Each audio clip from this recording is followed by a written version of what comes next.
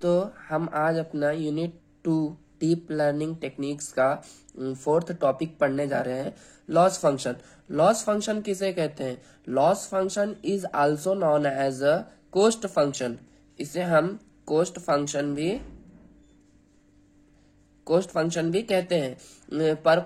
इसका पर्पस क्या रहता है? ये कैलकुलेट करता है error we get from our prediction. जो हमने मॉडल्स न्यूरॉन्स था हमारे पास, उससे जो हम आउटपुट मिला, एक्चुअल आउटपुट, उसमें कितने एरर है उसको ये प्रिडिक्ट करता है। It use for predict errors in our output. ये प्रिडिक्ट करता है हमारा एरर कितना है आउटपुट का। It calculate the accuracy of model, how good और पुअर। एक्यूरेसी कैलकुलेट करता है।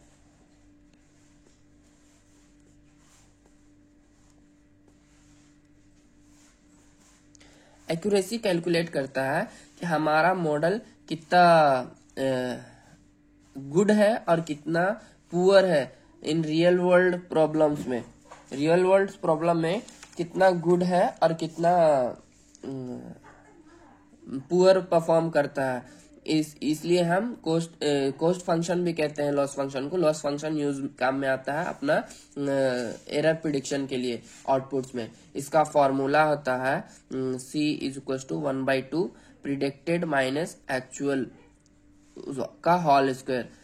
यहाँ पे हम जो प्रिडिक्टेड हमारा वैल्यू रहता है, मीन्स जो हमारा आउटपुट आया है, उसको हम माइनस करते हैं एक्चुअल वैल्यू से। Predicted value means targeted value, जो पहले से हम सेट कर लेते हैं। हम अपने मॉडल को एक प्रोवाइड कर देते हैं टारगेटेड वैल्यू कि हमारा आउटपुट ये आना चाहिए, और फिर हम उसे हमारा जो एक्चुअल आउटपुट आता है, जो हम इनपुट देने के बाद और कैलकुलेशन के बाद एक्चुअल आउटपुट आता है, उससे हम माइनस कराते हैं, प्रिडिक्टेड वैल्यू में माइनस करते हैं और उसका होल स्क्वायर करते हैं, और उसके बाद हम डिवाइडेड 2 कर देते हैं, जिससे हमें हमारा loss function means cost function हमें मिल जाता है।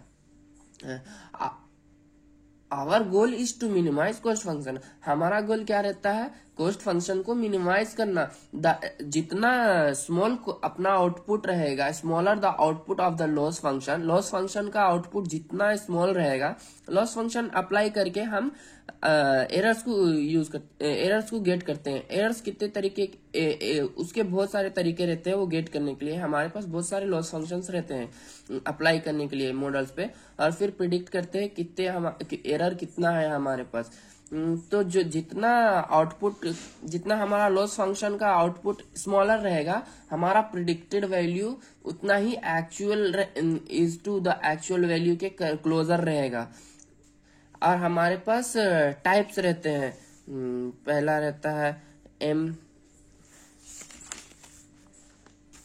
हमारे पास टाइप्स है लॉस फंक्शन के। Regression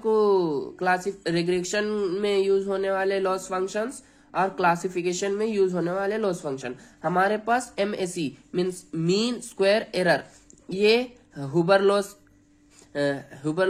mean absolute error. MAE classification में हमारे मेनली 2 और भी रहते हैं, बट यहाँ पे हम 2 ही ले रहे हैं। Cross entropy means cross loss error और हिंज लॉस।